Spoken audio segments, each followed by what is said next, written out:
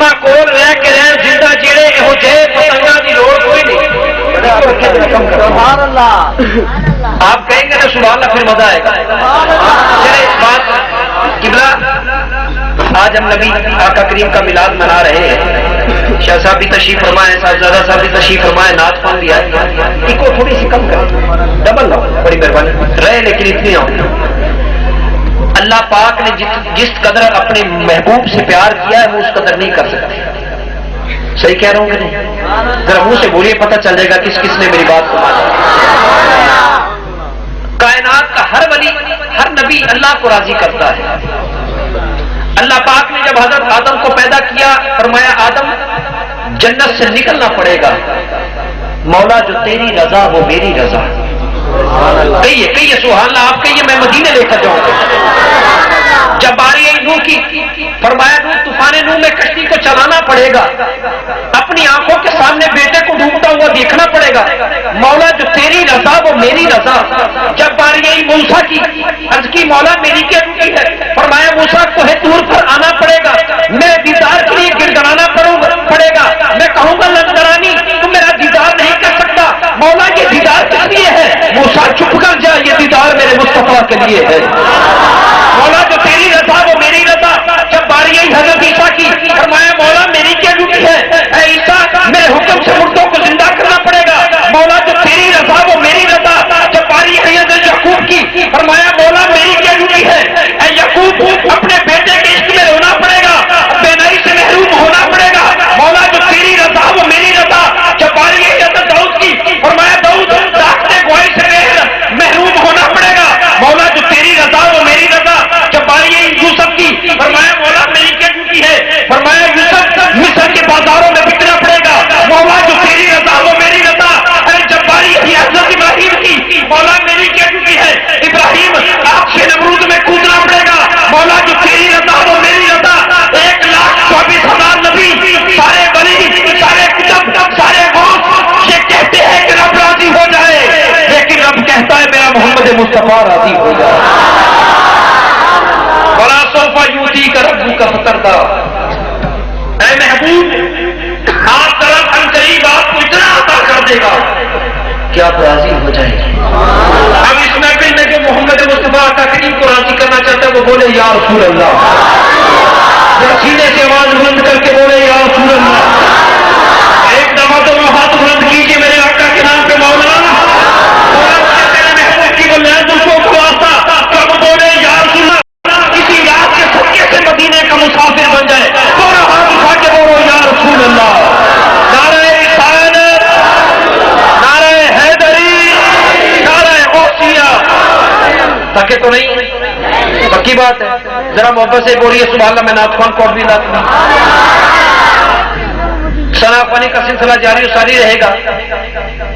जिस हस्ती को हम देख भी रहे हैं और जिनके वालिद गिरामी माशाल्लाह एक वली कामिल, पीर तरीकत, रहबर शरीयत, फख्र सदात, आले नबी औलाद अली किबला सैयद फैज रसूल शाह साहब रहमतुल्लाह ताला अलैह, उनके लख्त जिगर पीर तरीकत साहबजादा सैयद जीशान रसूल शाह साहब दामन बरकातुहू सियालुल्लाह शरीफ से आप हमारी खुसूसी दावत पर तशरीफ लाए।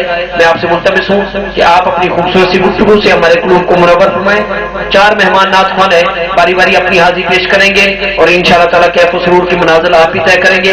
किबला शाह सबसे पहले मुल्तमिस हूँ कि आप तशरीफ लाएं, माशाअल्लाह तशरीफ फरमाएं। अपनी मीठी मीठी गुफ्तगू से, प्यारी प्यारी गुफ्तगू से आका करीम के इन गुलामों को मदीने की गलियों तक ले जाएं। उनका इस्तकबाल एक दीवाना आप में नारा लगाए, हम मिल के जवाब देंगे। नारा पंडाल में लगना चाहिए, जरा मोहब्बत के साथ नारा लगाइए। तकबीर,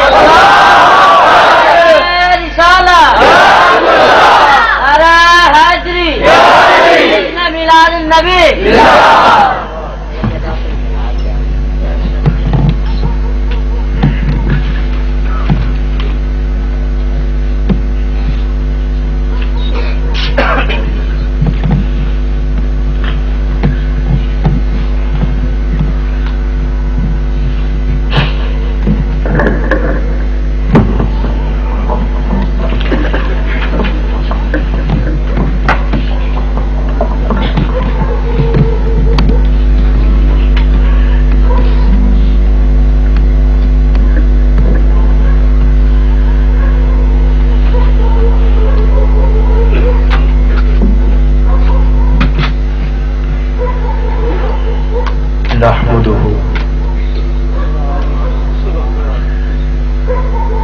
ونصلي ونسلم على سيدنا حبيبنا وشفيعنا مولانا وملجأنا ومأوانا محمد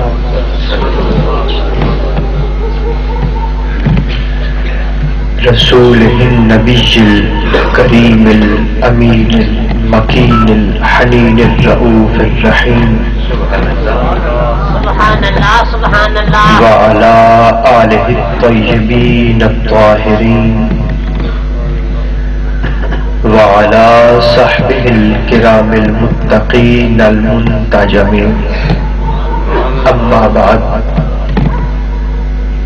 أعوذ بالله من الشيطان الرجيم بسم الله الرحمن الرحيم النبي أولى بالمؤمنين من أنفسهم صدق الله مولانا العظيم درود شریف پڑھیے الصلاة والسلام عليك يا رسول الله الصلاة والسلام عليك يا حبيب الله الصلاة والسلام عليك يا نعمة الله وعلى آلك وأصحابك سيدي يا حجة الله اللہ تبارک و تعالی جل مجدہ العظیم کی حمد و ثنا حضور نبی محترم رسول مکرم صلی اللہ علیہ وآلہ وبارک وسلم کی ذات پر انوار پہ ہدیہ درود و سلام کے بعد انتہائی مکرم نعت خواہ حضرات، مشائخ کرام،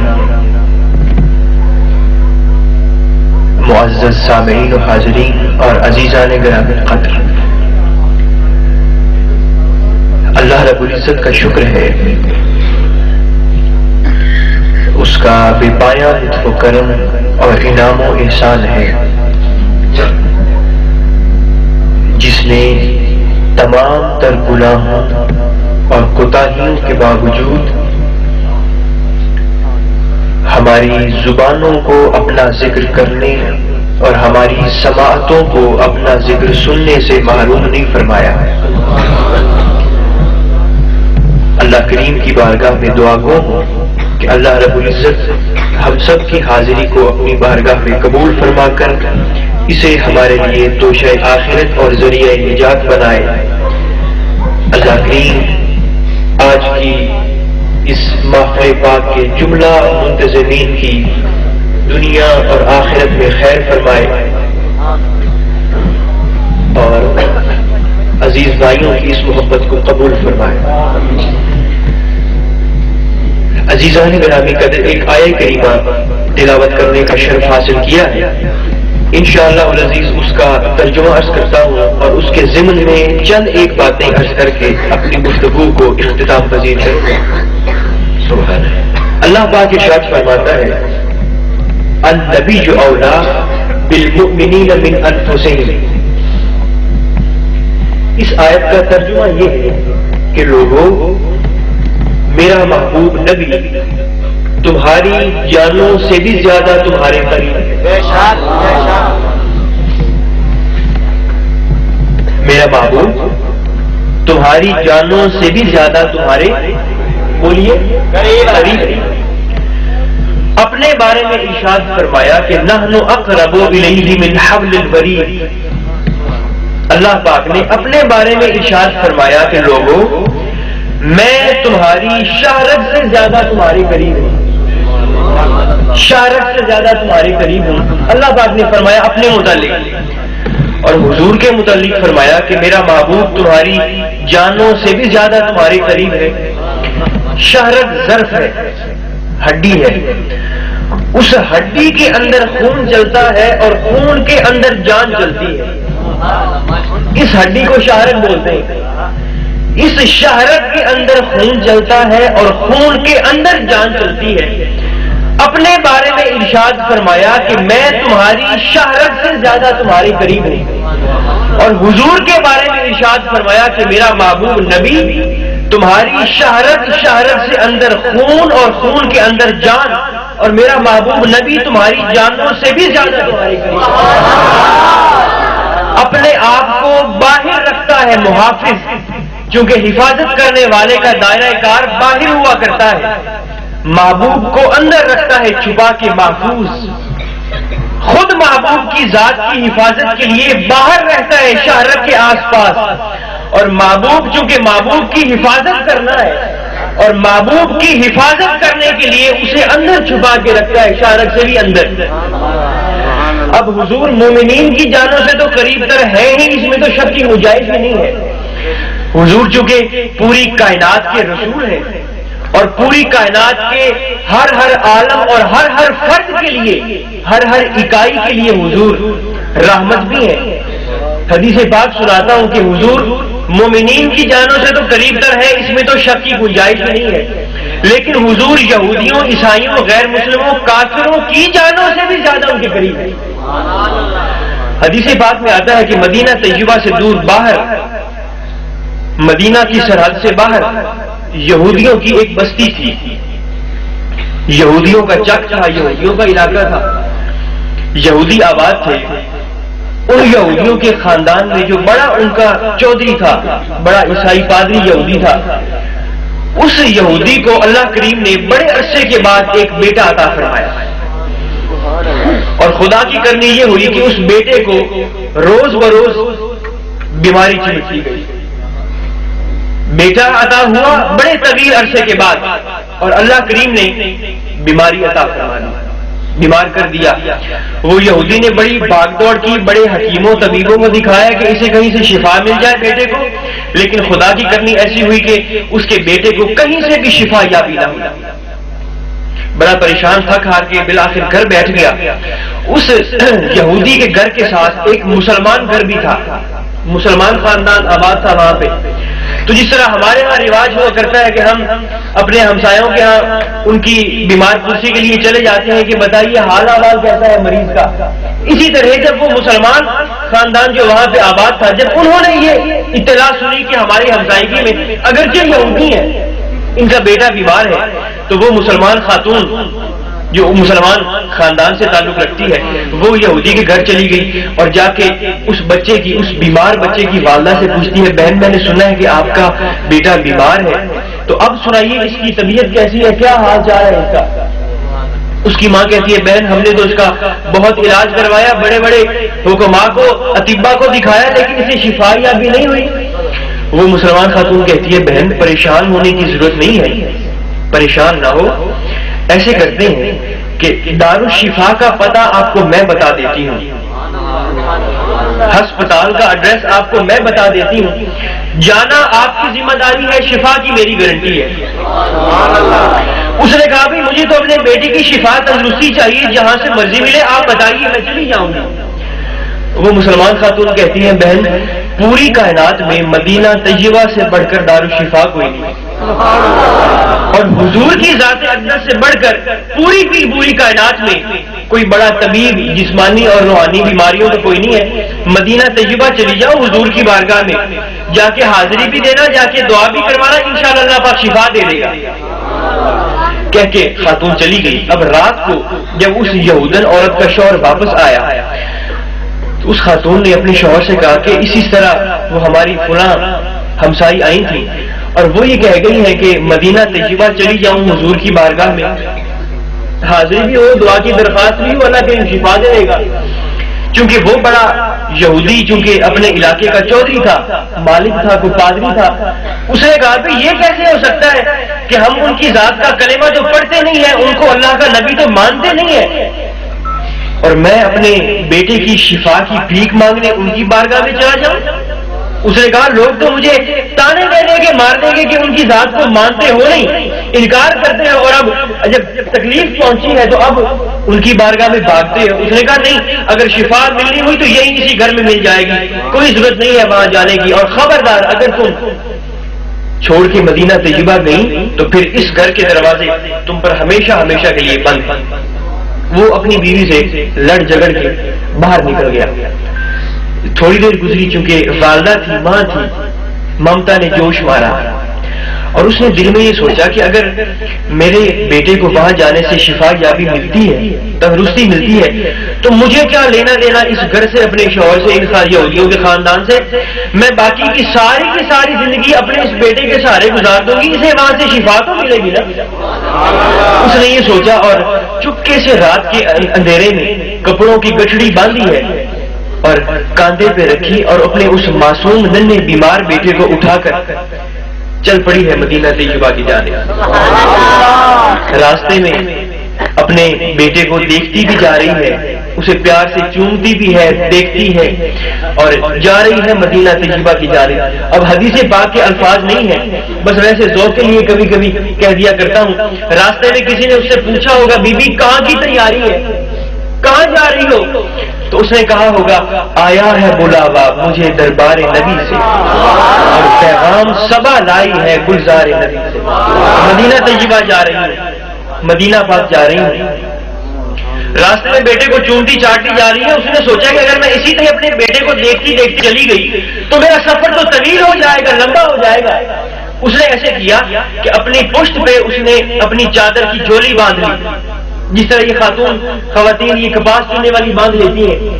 اس نے پشت پہ چادر کی جولی باندھی اور اپنے بیمار بیٹے کو اس جولی میں ڈال دیا اور تیزم تیز چل پڑی مدینہ طیبہ کی جانب۔ بڑے عرصے کے بعد جب وہ مدینہ کی سرحد پہ پہنچی ہے تو وہاں اس خاتون کی ملاقات ایک صحابی سے ہو گئی اور صحابی نے پوچھا، بی بی مسافرہ لگتی ہو، لگتا ہے سفر کر کے آئی ہو، آثار بتاتے ہیں کہ کہیں دور سے چل کے آئی ہو، خیریت ہے؟ مدینہ میں کس سے ملا ہے، کس کی خاطر مدینہ میں آئی ہو؟ اس نے کہا، بھائی میں فلاں بستی سے فلاں علاقے سے آئی ہوں اور یہاں پہ سنا ہے کہ مسلمانوں کے رسول کا آستانہ ہے، میرا بیٹا بیمار ہے، میں ان کی بارگاہ میں حاضری بھی دینا چاہتی ہوں، دعا کی درخواست بھی کرنا چاہتی ہوں، اللہ پاک شفا دے دے۔ اس خاتون کی بات سن کے صحابی کی آنکھوں میں آنسو آ گئے، صحابی رو پڑے اور کہتے ہیں، بی بی حضور سے ملنا ہے؟ اس نے کہا، ہاں جی، آپ کے رسول سے، محبوب سے ملنا ہے۔ صحابی سے کہتے ہیں، بی بی ہمارے محبوب کو وصال فرمائے، آج تیسرا روز ہے، 3 دن ہوئے حضور اس دنیا کو ظاہری طور پہ چھوڑ گئے، وصال فرما گئے۔ اب اس خاتون کے تڑپنے کا، پھڑکنے کا، پریشانی کا عالم کیا ہو سکتا ہے، یہ ہم اندازہ نہیں لگا سکتے کہ جس شخصیت سے ملنے کی آس پہ اس نے اپنا سب کچھ چھوڑ دیا ہے، وصال ہو گیا۔ اب اس خاتون نے جولی سے اپنے بیمار بیٹے کو نکال کر دیکھا تو اس کا بیمار بیٹا پیچھے کہیں رستے میں ہی مر چکا تھا، مر گیا۔ اب اس خاتون کی بے چینی کا عالم کیا ہو سکتا ہے کہ جس کے سہارے پہ زندگی گزارنا چاہتی تھی وہ بیٹا نہ رہا، جس کی بارگاہ میں حاضری دینے اور دعا کی درخواست کرنے کے لیے آئی ہے وہ شخصیت ہستی نہ رہی۔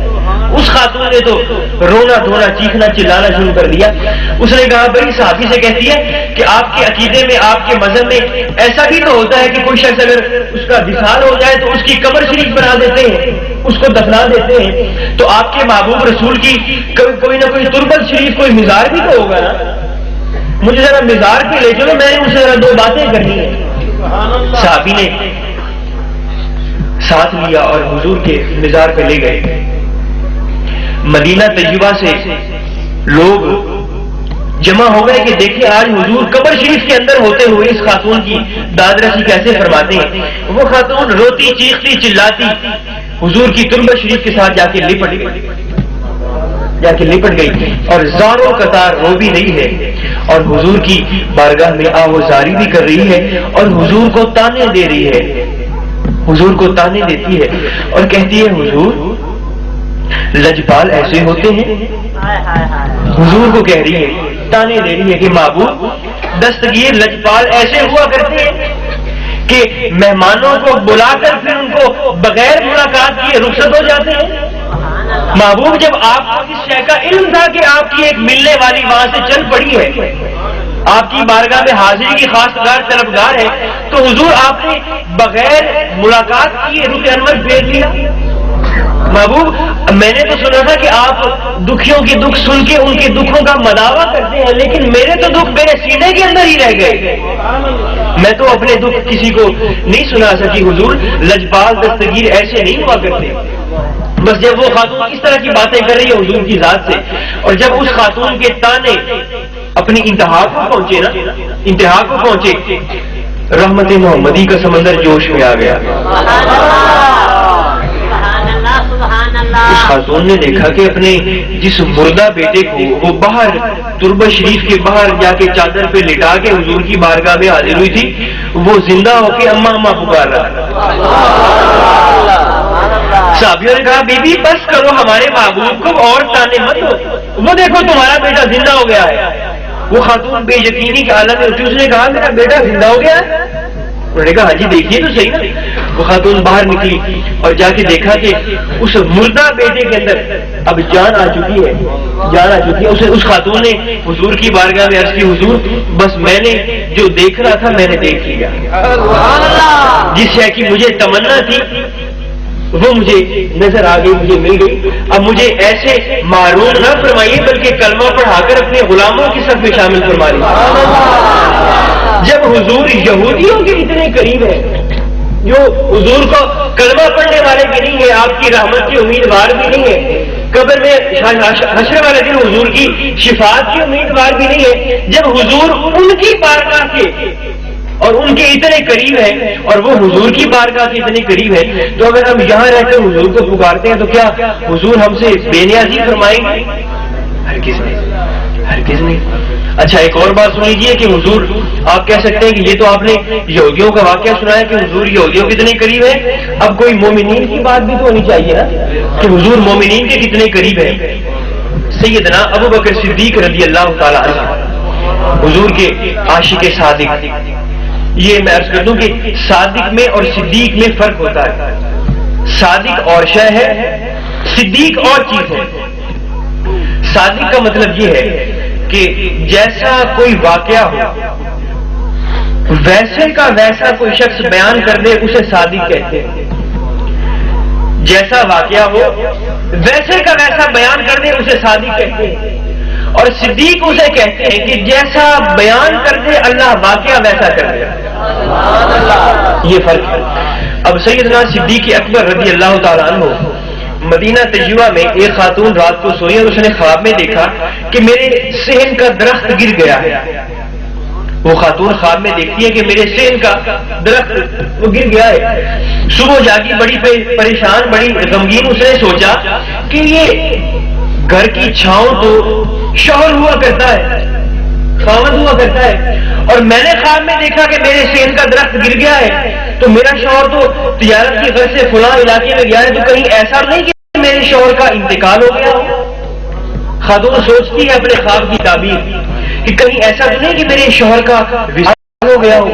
بھاگم بھاگ حضور کی بارگاہ میں حاضری ہو جا کے کہتی ہے حضور میں نے اسی طرح رات خواب میں دیکھا ہے کہ میرے صحن کا درخت گر گیا ہے، اور میں نے یہ سوچا کہ گھر کی چھاؤں تو شوہر ہوا کرتا ہے، تو حضور میرا شوہر میرا خاوند تو فلاں علاقے میں گیا ہے، تو کہیں ایسا تو نہیں کہ اس کا وصال ہو گیا ہے۔ حضور نے فرمایا بی بی خواب کی تعبیر تم نے خود کر دی ہے، خواب کی تعبیر خود کر دی ہے، اور اللہ پاک فرماتا ہے کہ میرا بندہ میری ذات کے متعلق جیسا گمان کرتا ہے میں اس بندے کے ساتھ ویسا ہی سلوک کرتا ہوں۔ تو چونکہ خواب کی تعبیر تم نے خود اس قسم کی کر دی ہے، تمہارا شوہر باقی فوت ہو گیا، فوت ہو گیا۔ وہ خاتون روتی چیختی چلاتی واپس آ رہی ہے، راستے میں اس کی ملاقات صدیق سے ہو گئی، صدیق سے ہوتی۔ پوچھا بی بی خیریت ہے، روتی چیختی چلاتی آ رہی ہوں، کیا معاملہ ہے؟ اس نے کہا کہ میں نے اسی طرح رات خواب میں دیکھا ہے، اور میں نے میرے ذہن میں یہی اس کی تعبیر آئی ہے، پریشان اس لیے ہوں کہ میں بیوہ ہو گئی، بچے یتیم ہو گئے، پریشانی کی بات تو ہے میرے شوہر کا وصال ہو گیا۔ تو صدیق نے فرمایا بی بی پریشان نہ ہو، غم والی رنج والی بات نہیں ہے، آج شام کا سورج بعد میں طلوع ہوگا، پہلے تیرا شوہر واپس آئے گا۔ وہ خاتون پہلے غمگین تھی اب حیران ہو گئی، پہلے غمزدہ تھی اب پریشان ہو گئی کہ حضور کی بارگاہ میں جا کے حاضر ہوئی تو حضور نے فرمایا کہ مر گیا ہے صدیق، یہ بھی حضور کے عاشق صادق ہے، یہ بھی جھوٹ بولنے والے نہیں، یہ فرماتے ہیں کہ واپس آ جائے گا۔ اب دونوں سچے تو نہیں ہو سکتے، اب دونوں میں سے ظاہر ہے کہ ایک بندہ ہی سچا ہوگا، تو اس کا غم چاہتا رہا اور غم کی جگہ حیرانی میں لے لی۔ اب شام ہونے سے پہلے اس خاتون کے دروازے پہ دستک ہوئی، وہ خاتون دوڑ کے باہر نکلی اور جا کے دروازہ تو دیکھا اس کا شوہر اس کے سامنے کھڑا ہے۔ اس نے کہا بھی معاملہ کیا ہے؟ میں نے اس طرح خواب میں رات کو دیکھا تھا کہ درخت گر گیا ہے، حضور کی بارگاہ میں حاضری، حضور نے فرمایا کہ وصال ہو گیا۔ صدیق نے کہا کہ نہیں وصال نہیں ہوا، آ جائے گا۔ تو آپ بتائیے، اپنے شوہر سے اس نے پوچھا کہ آپ بتائیے کہ دونوں میں سے سچا کون ہے، حضور سچے کہ صدیق سچے؟ اس کا شوہر کہتا ہے بھی دونوں ہی سچے ہیں۔ اس نے کہا بھی دونوں سچے کیسے ہو سکتے ہیں؟ وہ عرض کرتا ہے، وہ کہتا ہے کہ میں تجارت کا مال لے کے آ رہا تھا، راستے میں ڈاکوؤں نے میرے قافلے پہ حملہ کیا اور مجھے قتل کر دیا۔ وہ اس کا شوہر، اس خاتون کا شوہر بتاتا ہے کہ قافلے پہ ڈاکوؤں کا حملہ ہوا، قتل ہو گیا۔ اس نے کہا قتل ہو گیا تو پھر آ کیسے گئے؟ اس نے کہا صدیق نے جو کہا تھا کہ آ جائے گا، بس صدیق نے کہا تھا آ جائے گا۔ اللہ کریم نے صدیق جیسا بیان کر دے، جیسا منہ سے نکال دے، اللہ کریم واقعہ ویسا کر دے۔ اب حضور کی قربت کے بغیر، سوال ہے میرا چھوٹا سا کہ حضور کی قربت کے بغیر کیا انسان کو اتنا بڑا مقام نصیب ہو سکتا ہے؟ ہرگز نہیں۔ تصور ہی محال ہے اس شے کا، تصور ہی نہیں کر سکتا انسان کہ بغیر قربت مصطفیٰ کے انسان کو اتنا بڑا مقام نصیب ہو جائے۔ اور آپ کہہ سکتے ہیں کہ یہ تو آپ نے حضور کی دور کی باتیں سنائی، کوئی آج کل کی بات بھی تو سنائے نا کہ حضور آج بھی ہماری جان و جارہ ہمارے قریب ہے۔ حضرت شیر محمد شرف پوری رحمۃ اللہ علیہ، اس میں گرامی سن رکھا ہے آپ لوگوں نے؟ حضرت میاں شیر محمد شرف پوری، آپ کی بارگاہ میں ایک خاتون حاضر ہوئی اور حاضر ہو کے عرض کرتی ہے حضور یہ میرا بیٹا ہے 15-16 سال کا، میں اسے لے کے آپ کی بارگاہ میں حاضر ہوں، اور حضرت صاحب میں نے سنا ہے کہ آپ شیر محمد ہیں۔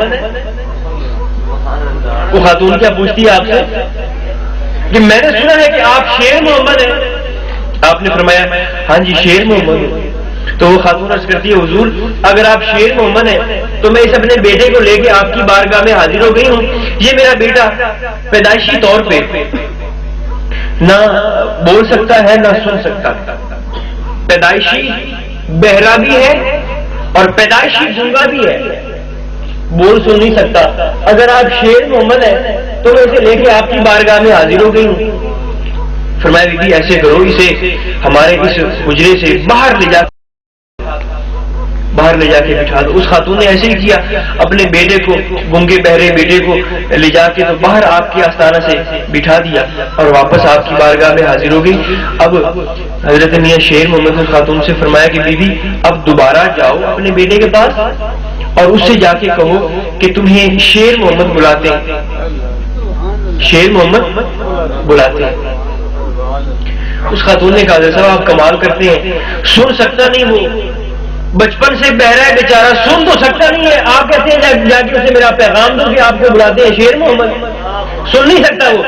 فرمایا بی بی جاؤ تو صحیح نا، اسے پیغام پہنچاؤ تو صحیح۔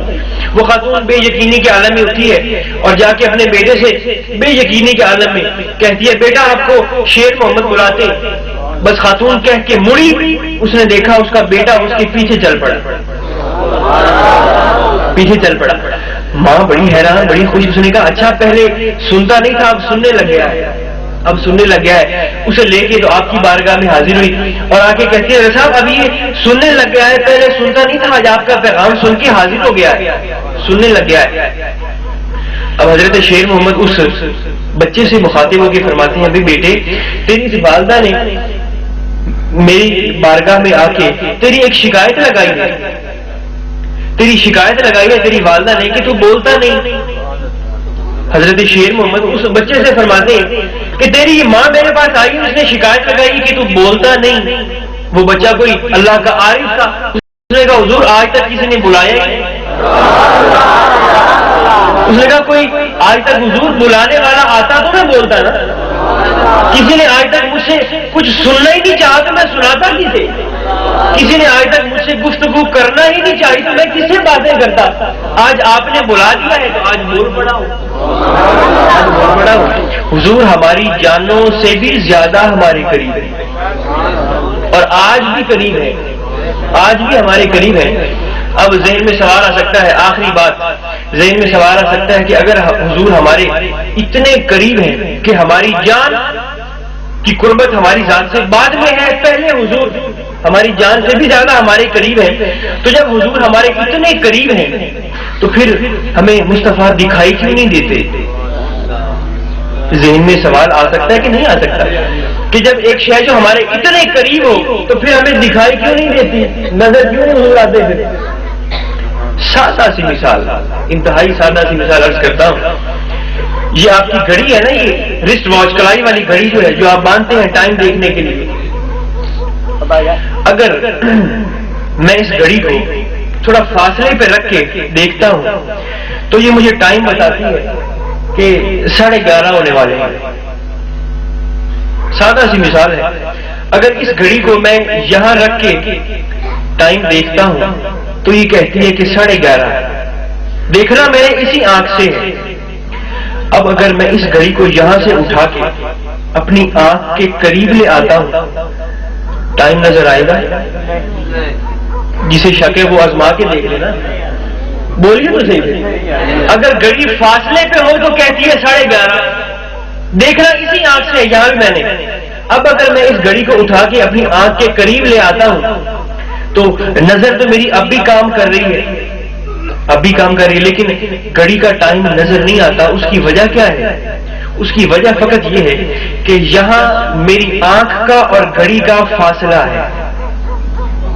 ہے، اور یہاں پہ میری آنکھ کا اور گھڑی کا فاصلہ ختم ہو گیا، ختم۔ اب میری نظر اور یہ گھڑی، دیکھنے والی قوت اور جسے دیکھنا ہے، یہ ایک جان ہو گئے، یک جان ہو گئے۔ تو جو شے میری نظر کا حصہ بن گئی پھر وہ نظر کیسے آئے؟ جو شے میری نظر کے اندر سما جاتی ہے پھر وہ اسے میں دیکھ کیسے سکتا ہوں؟ نظر کیسے آ سکتی ہے؟ تو اللہ پاک نے یہ نہیں فرمایا کہ حضور تمہاری جانوں جتنے تمہارے قریب ہے، نہیں، فرمایا تمہاری جان تمہارے بعد میں قریب ہے، پہلے میرا محبوب تمہارے قریب ہے۔ اب حضور تو، حضور کی محبت، حضور کی پیار، حضور کا اطاعت تو خون کی ایک ایک بوند کی طرح ہماری رگوں کے اندر دوڑ رہا ہے۔ حضور ایک ایک خون کی بوند کی طرح ہماری رگوں کے اندر دوڑ رہے ہیں، چل پھر رہے ہیں۔ اور میں اکثر کہا کرتا ہوں، عرض کیا کرتا ہوں کہ بندہ مومن کا دل، قلب مومن ٹیلی ویژن کی سکرین کی طرح ہوتا ہے۔ یہ ٹی وی نہیں ہوتا، ٹی وی، اس ٹی وی کی طرح ہوتا ہے انسان کا دل، بندہ مومن کا دل۔ اور اس ٹیلی ویژن کا انٹینا وہ انسان کی نیت ہے۔ جیسے یہ ٹی وی کا انٹینا نہیں ہوتا اوپر بانس والا، اس ٹی وی کا انٹینا یہ بانس ہوتا ہے، لیکن اس دل والے ٹی وی کا انٹینا انسان کی نیت ہے۔ اب اگر اس نیت والے انٹینے کا رخ گنبد خضرا کی جانب ہوگا تو صاف ظاہر ہے کہ پھر یہ نیت والا انٹینا جس کا رخ گنبد خضرا کی جانب ہے، یہ پھر مدینہ طیبہ سے حضور کی محبت کی نشریات بھی کیچ کرے گا، حضور کی پیار کی لہریں بھی آئیں گی، حضور کے اطاعت کا، محبت کا، تعظیم کا چینل بھی چلے گا۔ لیکن سرے سے اگر اس نیت والے انٹینے کا رخ ہی دنیا داری کی طرف ہے، اللہ کی نافرمانی کی طرف ہے، دوسروں کا حق مارنے کی طرف ہے، زیادتی کی طرف، ظلم کی طرف ہے، تو پھر وہ جیسے کہتے ہیں کہ پھر اس ٹی وی پہ پھر مکھیاں ہی آنی ہیں، پھر اس پہ دکھائی کچھ نہیں دے گا۔ ٹی وی پہ دکھائی اس وقت دیتا ہے جب نیت والے انٹینے کا رخ صحیح سمت والی اس طرف ہے، لیکن جب انسان کا یہ نیت والا انٹینا، جب انسان اپنی نیت کو درست کرنے کی نیت کر لے، بس اس وقت سے انسان کے کمالات کا، انسان کے فضائل کا، انسان کے خصائل کا پھر آغاز ہو جاتا ہے۔ اب اللہ پاک نے فرمایا کہ النبی اولیٰ بالمؤمنین من انفسہم، کہ میرا محبوب نبی تمہاری جانوں سے بھی زیادہ تمہارے قریب ہے۔ جب حضور ہمارے اتنے قریب ہیں، اتنے قریب ہیں، تو کیا ہمیں یہ کوشش نہیں کرنی چاہیے کہ ہم بھی حضور کی بارگاہ کی قربت کی کوشش اور کاوش کریں؟ اور حضور کی بارگاہ کی قربت کا آسان ترین نسخہ یہ ہے کہ ہر وقت حضور کی بارگاہ میں آپ کی ذات اقدس کے اوپر ہر وقت درود و سلام پڑھا جائے، درود و سلام پڑھا جائے۔ اور قبلہ ابا جان رحمۃ اللہ علیہ جیسے کہ پیر صاحب فرما چکے ہیں کہ وصال سے پہلے تک آپ نے ایک دن کتاب میں پڑھا، میرے والد گرامی نے کتاب میں پڑھا کہ کسی نے علامہ اقبال سے پوچھا کہ آپ حکیم الامت کیسے بنے؟ تو انہوں نے فرمایا کہ میں حکیم الامت اس طرح بنا کہ میں نے حضور کی ذات پہ 1 کروڑ دفعہ درود شریف پڑھا ہے۔ علامہ اقبال 1 کروڑ دفعہ درود شریف۔ تو میرے والد صاحب فرماتے ہیں کہ جب سے میں نے یہ قول پڑھا ہے تو میرا دل یہ چاہتا ہے کہ کم از کم میں حضور کی بارگاہ میں 2 کروڑ دفعہ تو پڑھ رہا ہوں، اور بس اللہ کی رضا ہے، اس کی رضا میں راضی ہے۔ 80 لاکھ دفعہ درود شریف باوضو ہو کر یہ آخری 4-5 سالوں میں، آخری 4-4.5 سالوں میں باوضو ہو کر 80 لاکھ دفعہ درود شریف وہ حضور کی بارگاہ میں پیش فرما چکے تھے۔ تو پھر حضور نے بھی کرم فرمایا کہ حضور نے پھر پردہ نہیں رکھا، 40 بار پھر حضور بھی تشریف لائے۔ جب حضور ہمارے اتنے قریب ہیں تو پھر ہمیں بھی یہ کوشش کرنی چاہیے، کاوش کرنی چاہیے کہ ہم بھی ہر وقت حضور کے عشق میں تڑپیں، حضور کی بارگاہ کی قربت چاہیں، حضور کا پیار سینوں کے اندر بسائیں۔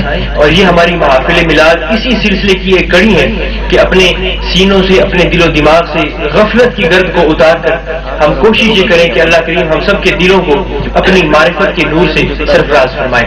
اللہ رب العزت ہم سب کی زندگیاں اسلام پر فرمائے، ہمارا خاتمہ ایمان پر فرمائے، اور اللہ کریم ہم سب کی آج کی حاضری کو اپنی بارگاہ میں قبول فرمائے۔ صلی اللہ علی خیر خلقہ محمد وعلی آلہ وصحبہ اجمعین۔ حضرات محترم، میرے سونگ والے بھائی نے الرضائی کو سونگ سے میرے مووی والے بھائی بھی بتا رہے ہیں کہ قبلہ پیر طریقت رہبر شریعت قبلہ سید فیض رسول شاہ صاحب کے جتنے بھی انہوں نے خطابات کیے، تقاریر کی، اکثر CDs ان کے پاس موجود ہیں۔ اگر جو دوست آپ لینا چاہیں آپ ان سے، ساؤنڈ والے بھائی کے پاس موجود ہوں گی، آپ ان سے بعد میں خرید سکتے ہیں۔ اب ہمارے 4 نعت خوان رہ گئے۔ قبلہ شاہ صاحب اللہ آپ کی عمر کو دراز فرمائے اور اللہ پاک آپ کی محبت میں اور برکتیں عطا فرمائے۔ جس نقش قدم پر قبلہ پیر صاحب چلے اسی نقش قدم پر آپ بھی چلتے چلتے غلاموں کو مدینے کی گلیوں کی سیر کرواتے جائیں۔ انداز ماشاءاللہ آپ کا خوبصورت ہے اور گفتگو اللہ پاک اسی انداز میں ڈھال دے کہ آپ چلتے پھرتے شاہ صاحب کی یاد بن جائے۔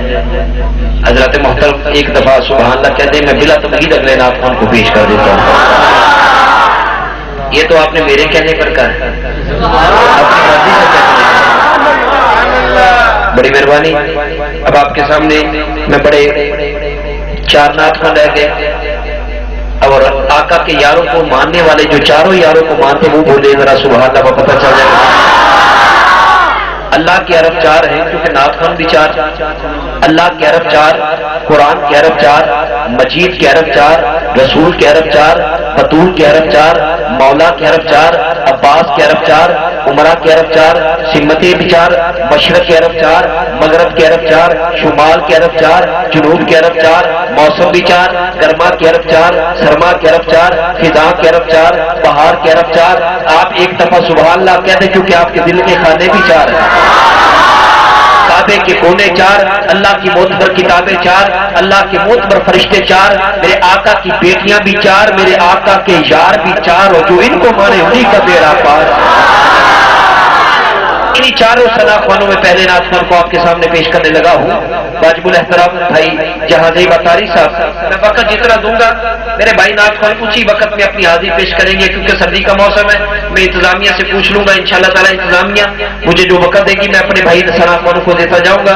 بھائی فاروق میروی صاحب بھی تشریف فرما ہے، جہاں زیبا داری صاحب جو کہ چیچا وطنی کے ننے منے سے نعت خوان ہے، بڑا خوبصورت پڑھتے ہیں۔ میں آپ سے ملتمس ہوں کہ آپ تشریف لائیں اور اپنی حاضری دربار مصطفیٰ میں محبت بھرے انداز کے ساتھ پیش ہوئے۔ آپ سے میری گزارش ہے ذرا نعرہ آپ لگائیے، پتہ چلے آپ بھی بیٹھے کہ سو گئے۔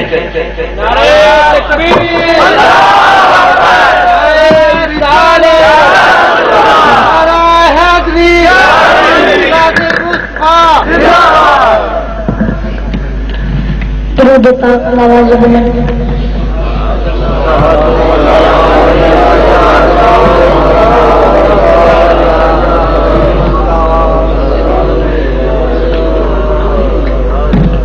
سلام علیکہ یا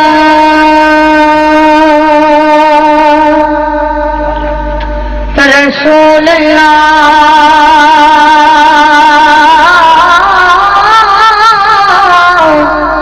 وسلم علیکہ یا حبیب اللہ، میرے رب رب الارباب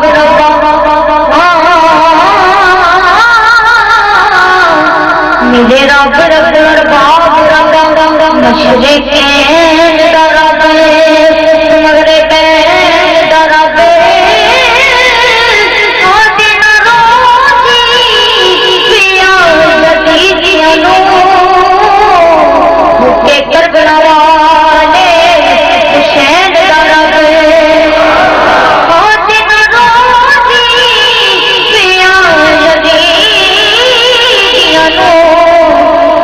کربلا والے حسین دا رب حجر اسود میں کسے سوال کیتا، حجر اسود میں کسے سوال